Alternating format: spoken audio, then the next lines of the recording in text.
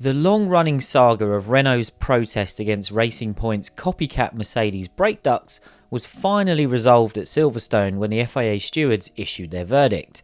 Racing Point was docked 15 Constructors' Championship points and fined €400,000 after its rear brake ducts were found to be illegal.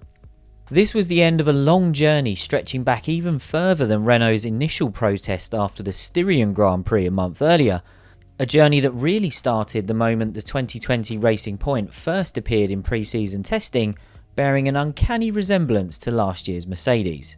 But you're probably aware of that by now. But what exactly was Racing Point found guilty of? Why was the offence limited to the rear brake ducts? And what are the wider implications of the verdict? Before we get into all that, and we'll try to make it as straightforward as possible, subscribe to our channel if you haven't already so you never miss another video from the race, and give this video a like if you think we've done a good enough job of explaining a very complex case.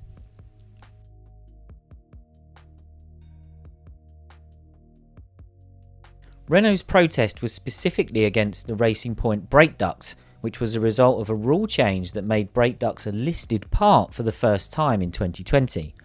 Listed parts are the components a team must design itself to compete in F1, including key areas such as the bodywork and monocoque. Brake ducts were added because of their significant aerodynamic influence in a change first proposed in July 2018 and approved for 2020. As part of its technical partnership with Mercedes, Racing Point had been given the CAD models for the Mercedes brake duct designs for its 2019 car, which was completely legal given they were still non-listed parts that season. But the rule change meant that in 2020, the team had to design its own brake ducts and could not receive such parts or design data from another team. While the sporting regulations incorporated the change of brake ducts from non-listed to listed parts, there was no reference for the process a team should follow to ensure it made this transition legally. Racing Point, the FIA technical department and the FIA stewards all agreed that this was not addressed in the regulations, meaning it was necessary to define retrospectively what was and was not allowed. It was accepted that a team could not be expected to unlearn what they had learned from running parts based on another team's designs in 2019 when it came to designing a car for 2020. But the key to this case was whether Racing Point had complied with the intent of the regulations in designing its 2020 brake ducts, which were found to be similar to those of the 2019 Mercedes. Both Racing Point and the FIA technical department gave their summary of the design process in the evidence they submitted, with the team attempting to play down the Mercedes CAD data as just one part of the data input phase. But the FIA argued it was more influential than that. The stewards also had to consider whether the timing of receiving design data was significant and when exactly the change to the sporting regulations really kicked in.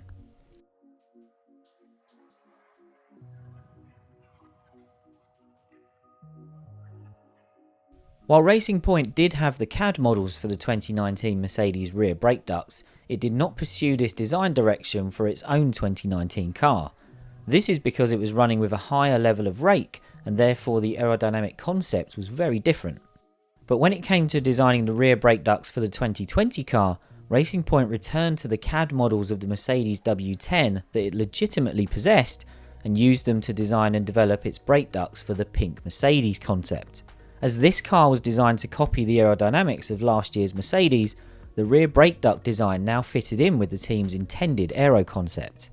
As Racing Point had never used the Mercedes rear brake duct design on its 2019 car, it was not considered legitimate for it to effectively carry over the knowledge from possessing the CAD models. The timing of the transfer of the data, which originally happened in late 2018, was not considered a relevant defence.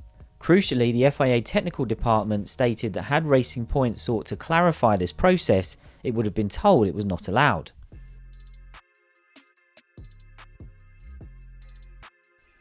Racing Point's front brake ducts were declared legal despite the team using a similar process to design them and the stewards finding that they were effectively the same as those used by Mercedes in 2019.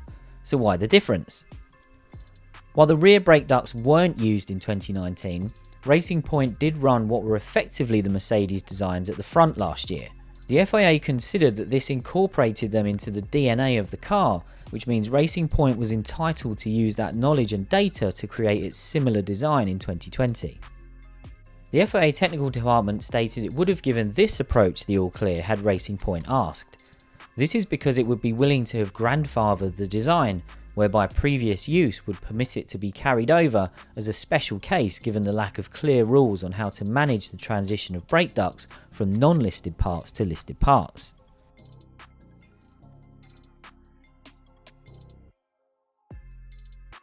Racing Point did not get disqualified from the 3 races Renault protested at, and its drivers were allowed to keep hold of their points, with the 15-point deduction only applying to the team. There are a number of mitigating factors listed by the stewards that explain the reasoning for this. They are, in no particular order, the change to the listed parts rules, the lack of clear direction or clarification on how to manage the process of transition, the lack of focus on brake ducts by the FIA when it visited Racing Point to examine the whole car, the fact Racing Point could have gained much of the information from photographs, and the team's cooperation with the process. It was also concluded that there was no deliberate attempt to breach the rules, as Racing Point genuinely believed its design process was legal.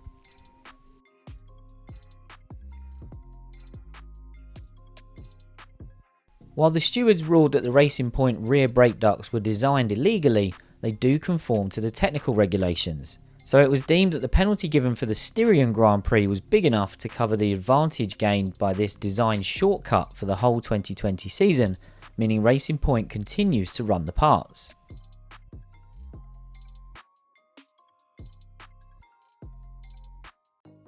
Even though Renault scored a victory over Racing Point by winning the protest, it's not completely satisfied. Renault boss Cyril Abiteboul hinted after the steward's verdict that he did not believe the punishment fit the crime.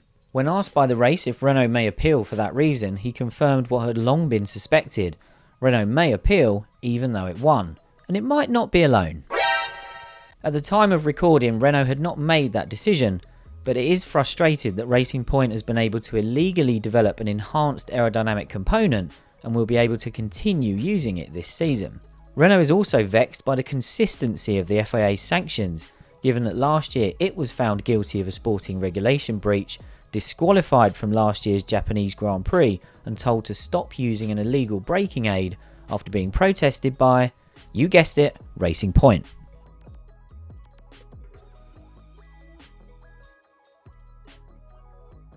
One theory behind the lenient penalty is that the FIA is holding its hands up for creating or contributing to a confusing situation. The FIA's head of single-seater technical matters, Nicolas Tombazis, stressed that Racing Point had been completely transparent throughout the FIA's investigation and was simply at fault for interpreting the rules incorrectly. He conceded that this process demonstrated to us that certain aspects were not completely clear and created unprecedented circumstances that pushed the FIA into a position where it had to define what a design really is. This is effectively an admission that the transition of the brake ducts to being listed parts was not as well managed as it should have been, especially as it was confirmed a year in advance. There has also been division over whether the FIA performed competently when investigating Racing Point pre-season, as the team and governing body have been at odds recently over what it supposedly gave its blessing to. But Tombazis insists the FIA did do its duty there, as at the time it was only assessing the wider processes rather than a specific investigation into the brake ducts. Mercedes was initially drafted into the process to provide a set of its brake ducts from 2019 for comparison with Racing Point's, and Mercedes technical director James Allison was among those who appeared at the stewards' hearing. Mercedes' involvement was limited to that of a team legally supplying non-listed parts in 2019 to a paying customer, rather than supplying material against the regulations. However, the FIA stewards also noted that Racing Point received a complete set of Mercedes 2019 brake ducts that arrived on or about the 6th of January of this year. They suggested this was a breach, but one that was not worthy of censure because it did not expand the information Racing Point already had, and they conceded the mitigating factor of the rules having changed only 6 days before. Mercedes team principal Toto Wolff later stated these parts were supplied to possibly fill a gap for testing. This particular case was an unusual one, owing to the unique circumstances of brake ducts shifting from non-listed to listed parts. This is a one-off, and the verdict of the stewards has set a precedent for the way this process should be handled should it be repeated with other parts in the future. The FIA is also likely to clarify this in the rules. The stewards' verdict also accepted the principle of a team effectively copying a rival's car through the use of photography as legal, meaning that the rest of the pink Mercedes is in the clear, providing it has been designed with that technique. There was no suggestion anywhere in the 14-page verdict that Racing Point had any other data from Mercedes about its 2019 car that it shouldn't have. So there we have it. If you've made it to the end of this video, thanks for sticking with us. And if you fully understand what's happened now, we can only offer you our admiration and respect. And if our editing team can find a virtual medal at this point, we'll give you one of those as well. If you want to know even more about this story, check out our website where our F1 journalists have covered it in even greater depth. Before you go, give this video a like if we helped you get your head around what's gone on, and tell us what you think of the verdict and the punishment in the comments. Lastly, remember to hit that subscribe button if you'd like to keep up with more videos from the race, and we promise you they're not always this complex.